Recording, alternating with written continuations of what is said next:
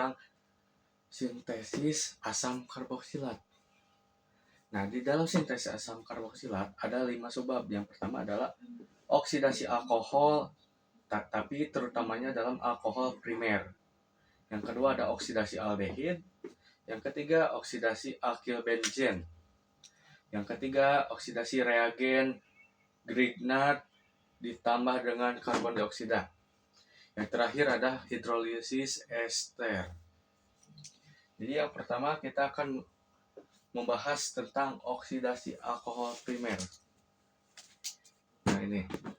Nah, untuk perumusannya yaitu dengan ikatan CH2 ditambah OH itu adalah alkohol primer, dikarenakan si alkohol primer itu mengikat satu C. Dioksidasikan si alkohol primer ini menjadi sebuah senyawa asam karboksilat dengan reagennya itu reagen yang sangat kuat. Yang pertama reagen asam kromat atau dengan nama senyawa H2CrO4. Yang kedua ada kalium permanganat basa atau KMnO4 ditambah dengan OH-. Basa itu. Nah, di sini ada oksidasi alkohol primer. Nah, di dalam oksidasi alkohol primer untuk ini adalah alkohol primer. Ini alkohol primer teh dikarenakan si C ini akan mengikat satu C di belakangnya karena di sini adalah OH itu alkohol. Lalu direaksikan dengan dioksidasikan dengan reagen. Ada 2 reagen yang kuat yang bisa langsung membuat menjadi asam karboksilat. Apabila si reagennya lemah, dia akan terurai menjadi aldehid. Dan di sini saya akan membawakan yang kuat. Ada 2 poin. Yang pertama asam kromat atau dengan nama senyawanya H2CrO4. Yang kedua ada kalium permanganat basa dengan nama senyawa KMnO4 ditambah dengan OH-. Nah, di sini ada contoh CH5CH2OH. Nah, kan di sini kita tahu bahwa si C ini akan mengikat ke belakang. Nah, di situ teh bisa diketahui bahwa ini teh adalah alkohol primer dikarenakan cuma mengikat satu C saja. Nah, untuk penamaan senyawa ini adalah 1 propanol. Akan direaksikan dengan asam kromat yaitu H2CrO4 dengan keadaan asam. Dia akan menjadi sebuah asam karboksilat. Nah, ada satu contoh lagi yaitu dengan struktur benzen.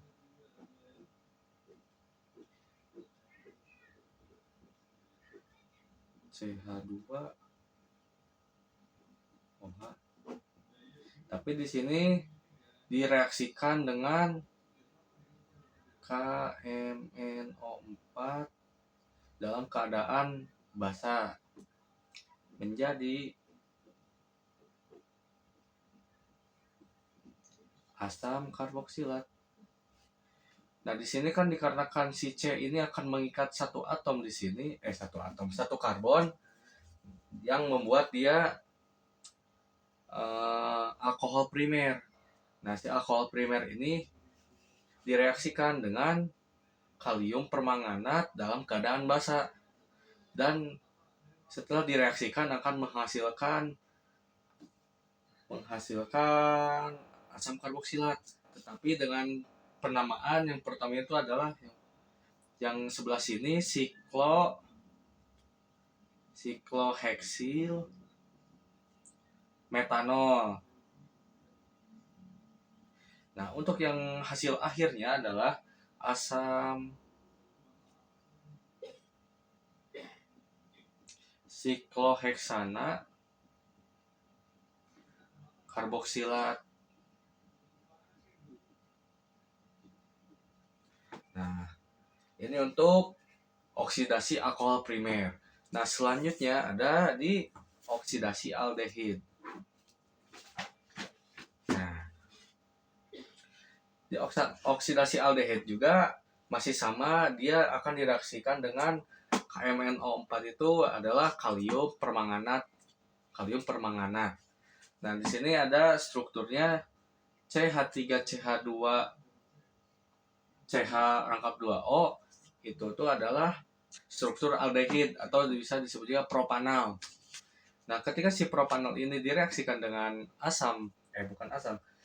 kalium permanganat, akan menghasilkan asam propionat. Berbeda namanya dikarenakan dari aldehid ke asam karboksilat, akan menghasilkan penamaan yang baru, jadi asam propionat. Nah, yang kedua juga ada direaksikan dengan senyawa yang berbeda, yaitu Ag2O. Masih sama untuk penamaannya, ini adalah propional. Setelah propional direaksikan dengan Ag2O, akan menghasilkan sebuah senyawa asam propionat, sama dengan yang atas. Nah, untuk oksidasi aldehid cuma segitu saja. Dilanjut dengan oksidasi alkil benzen. Nah, di oksidasi alkil benzen ini tuh materi benzen sebenarnya mah. Nah, di sini ada struktur benzena. Di struktur benzena ini memiliki cabang CH3. Ini juga bisa disebut kalau dalam struktur karbon tuh metil. Nah, metil dalam struktur benzen disebut toluena. Nah, si toluena ini akan direaksikan dengan kalor dan KMNO4, yaitu adalah kalium permanganat. Setelah direaksikan, si toluena akan menghasilkan asam benzoat.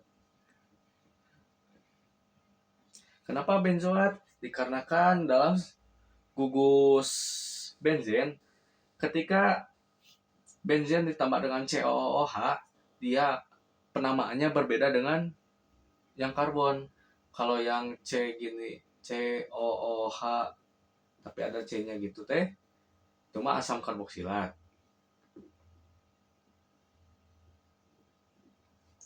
Kalau yang dengan gugus benzen, dia akan menghasilkan nama yang berbeda, yaitu asam benzoat. Segitu. Lalu dilanjut dengan contoh yang kedua. Gugus benzen dengan cabang CH3, CH2, CH3. Atau bisa disebut juga dengan propil benzen yang akan direaksikan dengan KMNO4 ditambah dengan kalor. Nah, dia juga akan menghasilkan sebuah penamaan terbaru, yaitu asam benzoat. Begitu saya ini mah untuk gugus benzen itu banyak hafalan untuk kayak ini juga mungkin tak cara penamaannya mungkin ada nanti di materi setelah ini juga. Selanjutnya dilanjut dengan materi